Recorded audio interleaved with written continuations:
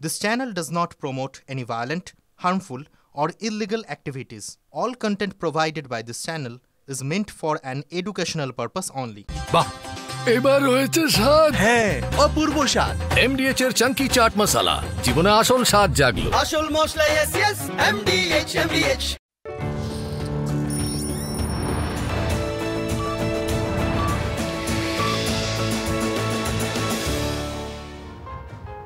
নমস্কার, দিনের সব গুরুত্বপূর্ণ খবর নিয়ে শুরু করছি আজকের 5 কথা।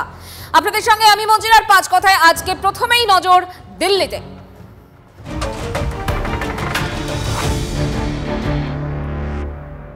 সিবিআই ডিরেক্টরের সঙ্গে কথা বলেও সন্তুষ্ট নন তিলোত্তমার বাবা মা। দেশ সিবিআই এর দিকে তাকিয়ে থাকলেও সিবিআই হতাশই করে। তিলোত্তমা ধর্ষণ খুনে সিবিআই তদন্তে অখুশি তিলোত্তমার বাবা মা। সময় নষ্ট ছাড়া কিছুই হলো না, হতাশ তিলোত্তমার বাবা মা। 9 আগস্ট তিলোত্তমার মৃত্যুর বর্ষপূর্তির আগে সিবিআই দফতরে দরবার। ডাইরেক্টর বললেন আমরা সাপ্লিমেন্টারি চার্জশিট দেবো এইটা প্রতিজ্ঞা করেছেন, ব্যাস আমাদের ধন্য করে দিয়েছেন ওনারা এটা বলে।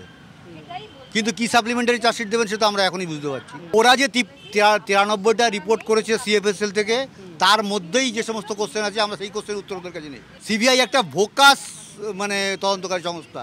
140 কোটি লোক যাদের উপর ভরসা করে থাকে তারা একদম ভোকাস। আমাদের দেশে এই সব ধরনের তদন্তকারী সংস্থা যতদিন থাকবে ক্রাইম জীবনে কমবে না, ক্রাইম দিন দিন বাড়বে ছাড়া কমবে না। কলকাতা পুলিশ যে তদন্ত করেছে তার থেকে বোকাস তদন্ত করেছে সিবিআই। সিজিওতে এসেছি, ওখানে সিবিআই ডিরেক্টরের সঙ্গে কথা হয়েছে। সিবিআই ডিরেক্টর বলছেন যে আমাদের সাপ্লিমেন্টারি চার্জশিট দেব 3বার বলেছেন।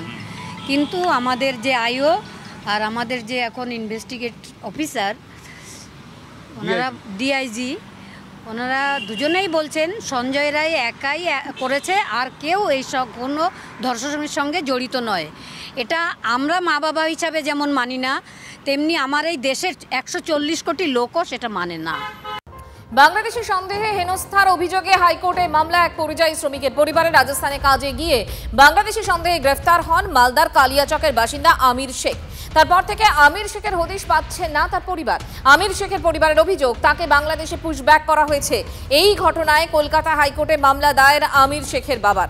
বিচারপতি তপব্রত চক্রবর্তীর এজলাসে মামলা দায়ের।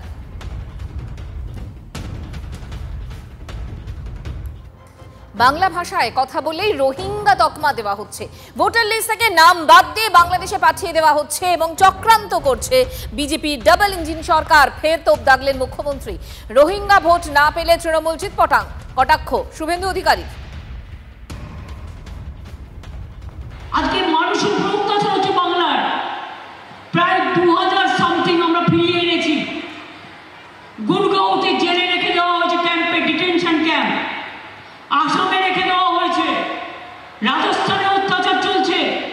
মধ্যপ্রদেশে একটা ট্রাইবেল গার্ল, তার বাড়ি মালদায়, তাকে নিয়ে চলে গেছে, বাংলাদেশে পাঠিয়ে দিয়েছে। দরিদ্রের উপর অত্যাচার চলছে। ইলেকশনের আগে এসে বলবে এই নাও টাকা নাও আর আমাকে ভোট দাও। বল তুমি টাকা দেওয়ার কে? আরে তোমার টাকা নয় তো, তোমার টাকাটা কোথা থেকে এসছে আমরা জানি। বাংলা ভাষায় কথা বললেই বলছে তুমি রোহিঙ্গা, তুমি বাংলাদেশি। বলুন তো আপনারা, কেউ যদি অলচিকি ভাষায় কথা বলে আমি তাকে বলতে পারি তুমি এখানকার লোক না, তুমি রোহিঙ্গা? খায় না, মাথায় দেয়। ওটা তো মায়ানমার আলাদা দেশ। ইনি বাংলা বাঙালির জন্য একেবারে কেঁদে আকুল। বাম সাইডে ববি, তার নাম ফিরাদ হাকিম। একদম সে বলছে 50 লোক উর্দুতে কথা না বললে আমার ঘুম আসছে না।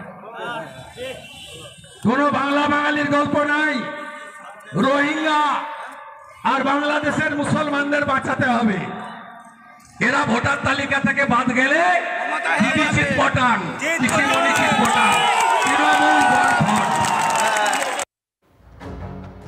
ফের ভিন রাজ্যে বাঙালিকে নিগ্রহের অভিযোগ। হরিয়ানার গুরুগ্রামে বাংলায় কথা বলায় বাবা ছেলেকে বেধড়ক মারধরের অভিযোগ হরিয়ানা পুলিশের বিরুদ্ধে। গুরুগ্রামে একটি বেসরকারি সংস্থায় কাজ করতেন বনগাঁর গোপালনগরের বাসিন্দা সাধন দাস ও তাঁর ছেলে সৌভিক দাস। তাদের অভিযোগ, বাংলায় কথা বলায় তাদের মারধর করে হরিয়ানা পুলিশ। আতঙ্কে গুরুগ্রামের কাজ ছেড়ে ফিরে এলেন গোপালনগরের বাড়িতে। দেখানি বলে তাও মানে মারছে, আমাদের কোনো ডকুমেন্ট দেখানি বলে তাও মানে মারছে, ও কোনো কথা শুনছে না। পুলিশ আমার নিয়ে জানি রাস্তা, হ্যাঁ রাস্তা পাশে দাঁড় করা, 2.5 ঘন্টা দেখেছে। আধার কার্ডে কোনা ছেড়ে করেছে, মানে জালকে নকল ওটা দেখেছে, খুব চেষ্টা করেছে, কিন্তু আমি কান্নাকাটি করার পরে উনি আমার ছেড়েছে। আর বললে আজকের বলে যদি হরিয়ানা না ছাড়ি আর রাস্তা দিয়ে দেখে খুব খারাপ করে দেবো। আমি ভয়তে আমি কাজে যাই না, 6 দিন আমি ঘরে রুমে বসে দিয়েছি। লাস্ট টাইম পালায় চলে এসেছি, বাধ্য হয়েছে আমি ওই জায়গায় পালিয়ে এসেছি। পালানো মানে জীবনে একটা ভয় জেগেছে, এখনটা যদি আবার রাস্তাঘাটে দেখে আবার যদি তুলে নিয়ে যায় তাহলে আবার তো মানতে পারে। আমার পরিবারে ওখানে 4 জন ছিলাম, 4 জনে পালিয়ে এসেছি। যে বাবা কাজে যাচ্ছিল, বাবাকে আটকালো 3-4টে পুলিশ, বললো কোথায় যাচ্ছিস, মানে বাবাকে হিন্দিতে জিজ্ঞাসা করলো, তো বাবা হিন্দি সেরকম বোঝে না। বাবা ডাইরেক্ট বাংলায় বললো যে আমি কাজে যাচ্ছি। কথা বলার সাথে সাথে বাবাকে মারধর করা হলো, ও বিশাল খারাপভাবে মারধর করলো, গালাগালি দিল। বাবার সাথে যারা ছিল তাদেরকেও মারধর করলো এবং তার ভিতরে 2.5 ঘন্টা বাবাকে আটকে রাখলো। আটকে রাখার ভিতরে বাবার ফোন ছিল, বাবার ফোনটা নিয়ে সাথে সাথে ভেঙে সুইচ অফ করে দিল, যাতে কেউ কন্ট্যাক্ট না করতে পারে। ফোন ভেঙে দিল। তো আধার কার্ড ভোটার কার্ড দেখার আগে মারধর শুরু করে দিল বাংলা কথায়। পালিয়ে চলে এসেছি, কিছুই আনতে পারিনি, শুধু জামা প্যান্ট পরে চলে এসেছি। শুধুমাত্র বাংলায় কথা বলেছে বলেই হরিয়ানা পুলিশ মারছে এবং এখান থেকে হরিয়ানা ছেড়ে দিতে বলছে। ভারতবর্ষের সংবিধানটা আজকে ওরা কলুষিত করছে। পশ্চিম বাংলাতে ভিন রাজ্যের মানুষরা এখানে কর্মসংস্থান করছে, আমরা বাংলায় কথা বলতে পারি না। অথচ বাঙালি দেখলে বিজেপি শাসিত রাজ্য যেখানে রয়েছে ডবল ইঞ্জিনের সরকার, তারা আজকে বাঙালির উপরে এই বিদ্বেষ চালাচ্ছেন। এরাজ্যে এসআইআর চালুর আগেই তৃণমূল কংগ্রেসের প্রজেক্ট আমার পাড়া আমার সমাধান, আর সেক্ষেত্রে নদিয়ার ময়ূরহাট প্রাথমিক স্কুলে এই প্রকল্প চলছে। বিদ্যালয়ের পঠন পাঠন বন্ধ করে ক্লাসরুমে চলছে প্রকল্পের কাজের জন্য ছুটি দিয়ে দেওয়া হয়েছে পড়ুয়াদের। এই কর্মকাণ্ড নিয়ে সোচ্চার বিরোধীরা। মহাদেব এই মুহূর্তে আমাদের সঙ্গে রয়েছেন আমাদের প্রতিনিধি, কথা বলবো তার সঙ্গে। এই মুহূর্তে দাঁড়িয়ে শাসক দলের একটা প্রকল্প, একটা স্কুল নেওয়া হয়েছে, কিন্তু তা বলে সেই স্কুলটাকে ছুটি দিয়ে দেওয়া হয়েছে, মানে পঠন পাঠন একেবারে শিখে। মহাদেব, একদমই পঠন পাঠন শিখে তুলে চলছে কর্মসূচি, এবং সেই দলীয় কর্মসূচিকে কেন্দ্র করে কিন্তু রীতিমতো প্রশ্ন উঠতে শুরু করেছে, বিরোধীরা প্রশ্ন তুলতে শুরু করেছেন এবং তারা প্রশ্ন করছেন যে কিভাবে সরকারি আধিকারিক অর্থাৎ বিডিও তার অধীনে এই কর্মসূচি হচ্ছে, এবং সেখানে বিডিওর আধিকারিক রয়েছেন, পাশাপাশি সেখানে রয়েছেন স্কুলের প্রধান শিক্ষক কিভাবে স্কুলের পঠন পাঠন বন্ধ করে দিতে পারেন এবং এই ধরনের কর্মসূচি চালাতে পারেন, এই নিয়ে কিন্তু সরব হয়েছেন বিজেপি বিধায়ক। এবং পাশাপাশি মানুষ বলতে চাইছেন যে যেখানে একের পর এক স্কুলগুলিতে পঠন পাঠনে সেইভাবে শিক্ষক নেই, পরিকাঠামো অনেকটাই সমস্যা রয়েছে, সেই জায়গায় দাঁড়িয়ে পঠন পাঠন বন্ধ করে কেন দলীয় কর্মসূচি? যদি বা ছুটির দিনে করতো তাহলে একটা হয়তো সমস্যা তেমন হতো না, কিন্তু যেখানে স্কুল প্রধান শিক্ষকের কথা তুমি বলছো, এক্ষেত্রে কি কোনো রকম চাপ ছিল প্রধান শিক্ষকের ওপরে যে কারণে তিনি এই কাজটা করতে বাধ্য হচ্ছেন? করছেনই বা কেন? একদমই, দেখো প্রধান শিক্ষক কিন্তু এ বিষয়ে এখনো পর্যন্ত কিন্তু কোনো রকম প্রতিক্রিয়া দেননি বা প্রতিক্রিয়া দিতে চাইছেন না, কিন্তু প্রশ্নের মুখে পড়েছেন। একদিকে যেমন প্রধান শিক্ষক পড়েছেন, তেমনই কিন্তু এসআই পড়েছেন, স্কুল শিক্ষা দপ্তর পড়েছেন, পাশাপাশি কিন্তু বিডিও তার আধিকারিক ওখানে ঘটনাস্থলে গিয়েছে। কীভাবে এই প্রোগ্রামগুলো হচ্ছে এটা নিয়েই কিন্তু রীতিমতো প্রশ্ন উঠতে শুরু করেছে। অর্থাৎ শিশুদের যেটা বিদ্যালয়, সেখানে পঠন পাঠন হবে, শিশুরা পঠন পাঠন করবে, সেখানে পঠন পাঠন বন্ধ করে স্কুলের ক্লাসরুমে ব্ল্যাকবোর্ডে লিখে দেখানো হচ্ছে কোন জায়গায় কোন কল প্রয়োজন আছে, কোথায় কি প্রয়োজন আছে, এই সবগুলো ব্ল্যাকবোর্ডে লেখা হচ্ছে। অর্থাৎ যেখানে শিশুরা অ আ বা 1 2 3 লেখে, আর সেখানেই কিন্তু দলীয় কর্মসূচি সেই ব্ল্যাকবোর্ডে লেখা হচ্ছে। অর্থাৎ সেখানে শিশুদের নজর রাখো। ইতিমধ্যে এই ঘটনায় স্থানীয় বিডিও, স্কুল কর্তৃপক্ষ, প্রধান শিক্ষক প্রত্যেকের ভূমিকা নিয়ে প্রশ্ন তুলছেন বিরোধীরা। এবার পাড়া সমাধান কর্মসূচির দায়িত্ব নিয়ে বৈষম্যের অভিযোগ। বিরোধী দলের কাউন্সিলরকে সরিয়ে শাসক দলের নেতাকে দায়িত্ব দেওয়ার অভিযোগ। প্রতিবাদে বড় চেয়ারম্যানের ডাকা বৈঠক বয়কট করে বেরিয়ে গেলেন বাম কাউন্সিলর। কলকাতায় 144টি ওয়ার্ডের মধ্যে 7টি ওয়ার্ড বিরোধীদের হাতে রয়েছে। গতকাল 10 নম্বর বোরোতে বৈঠক ডেকেছিলেন চেয়ারম্যান জুই বিশ্বাস। 92 নম্বর ওয়ার্ড বিরোধী বামেদের হাতে। অভিযোগ, বাম কাউন্সিলর মধুচন্দা দেবকে বাদ দিয়ে সেখানে পাড়া সমাধান কর্মসূচির দায়িত্ব দেওয়া হয়েছে ব্লক তৃণমূল সভাপতিকে। বৈষম্যমূলক আচরণের অভিযোগে তপ্ত হয় বৈঠক বয়কট করে বেরিয়ে যান মধুচন্দা দেব।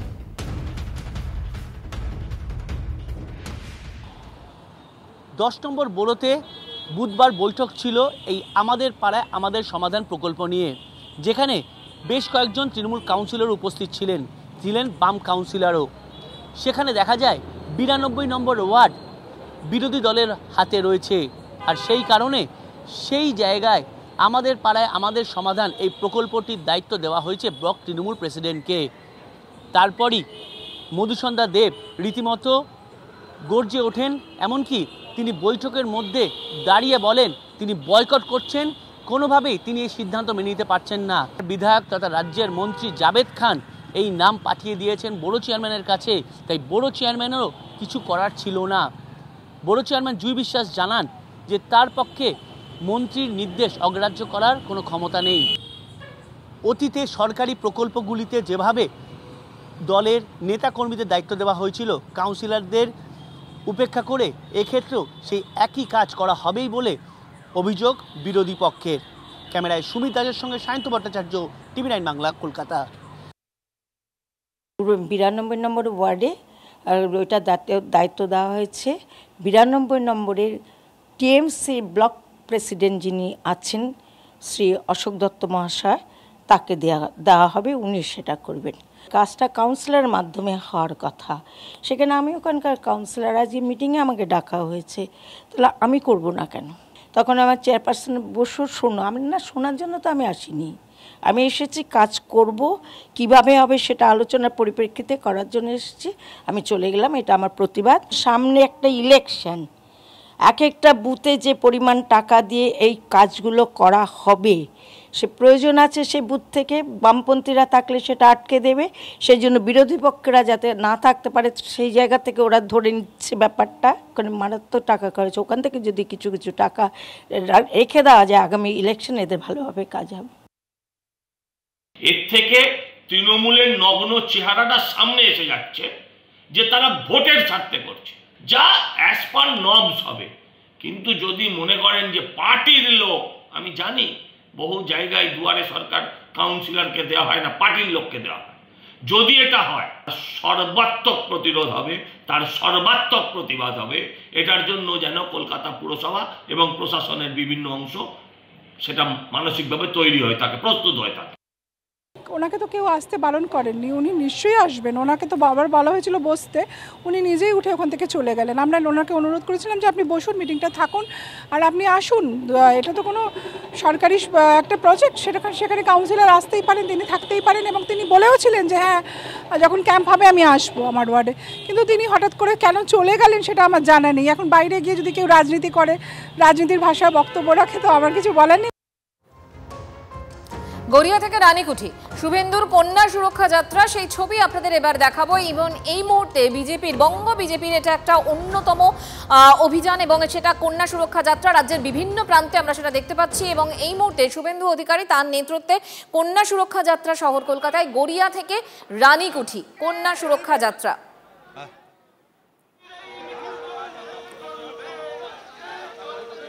প্রদীপ্ত কান্তি ঘোষ আমাদের সঙ্গে এই মুহূর্তে সরাসরি রয়েছে। প্রদীপ্ত, এই মুহূর্তের ছবিটা কি? দেখো, ইতিমধ্যেই শুভেন্দু বাবু তিনি মিছিলে যোগ দিয়েছেন এবং সেই মিছিল ক্রমশ এগিয়ে চলেছে গড়িয়া মোড় থেকে রানীকুঠি মোড় পর্যন্ত। এবং সেই ছবি কিন্তু তুমি সরাসরি দেখতে পাচ্ছ যে খুব স্বাভাবিকভাবেই কোচবিহারের যে ঘটনা ঘটেছিল তারপর তার নিরাপত্তায় আরও বেশি কঠোর করা হয়েছে এবং দেখা যাচ্ছে যে বিজেপির প্রচুর কর্মী সমর্থক তারা এই মিছিলে যোগ দিয়েছেন। সেই ছবিটাই কিন্তু এই মুহূর্তে ধরা পড়ছে এবং মিছিল এই মুহূর্তে নেতাজি সুভাষচন্দ্র বোস যে রোড, সেই রোডে পরশুদিন বারাসাতে কালকে যেভাবে হামলা, একের পর এক কি আপনাকে টার্গেট করা হচ্ছে, এখানে হতে পারে আশঙ্কা করছেন?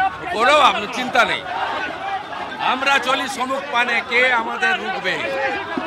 রইবে যারা, পিছুর টানে কাঁদবে যারা। আমরা কথা শুভেন্দু বাবুর সঙ্গে একবার শুভেন্দুদা, মমতা বন্দ্যোপাধ্যায় বারংবার এসআইআর নিয়ে একটা ভয়ের পরিবেশ তৈরি করছেন। উনি সংবিধানকে চ্যালেঞ্জ করছেন এবং সংবিধানকে চ্যালেঞ্জ করছেন। এই চ্যালেঞ্জের মোকাবিলা সাংবিধানিক বডিগুলোই নেবে। যেভাবে উনি সরাসরি মানুষকে বলছেন যে কাগজ জমা দেবেন না, এটা কি করতে পারেন? আমি বক্তব্যে বলে দেবো, এখানে উনার ফাঁদে কেউ পড়বেন না। কোচবিহার, বারাসাত, পরপর আপনার র্যালি, আপনার ওপরে সরাসরি প্রাণঘাতীর র্যালি। আমি সামনে থাকছি, পায়ে কাটা ফুটেছে, পিছনটা দেখান, আমার সামনে দেখান না। কত হাজার মানুষ এখানে নেমেছে টালিগঞ্জে আজকে, আপনি গুণে শেষ করতে পারবেন না। এটাই আসল চিত্র। যাদবপুর এবং দক্ষিণ কলকাতায় প্রচুর আসনে পরিবর্তন হবে, সেটারই প্রতিফলন।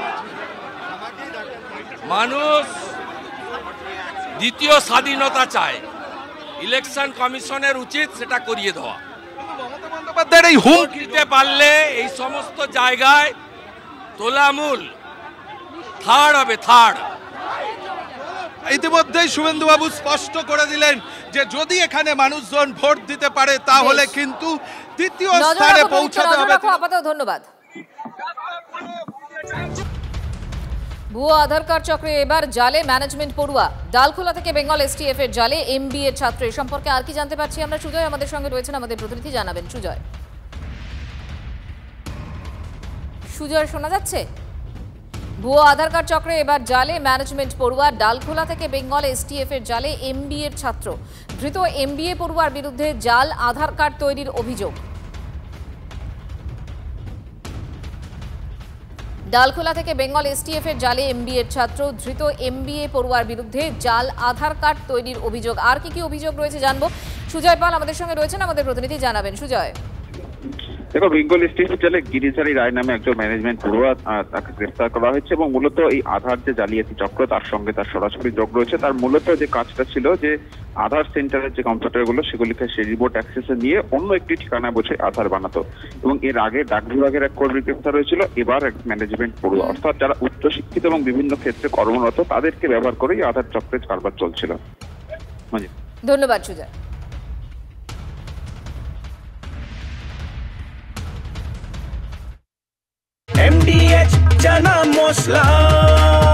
এখন ছোলা হোক বা বরবটি দানা, সাদা চানা হোক বা কালো, সব রান্নাই হবে অসাধারণ।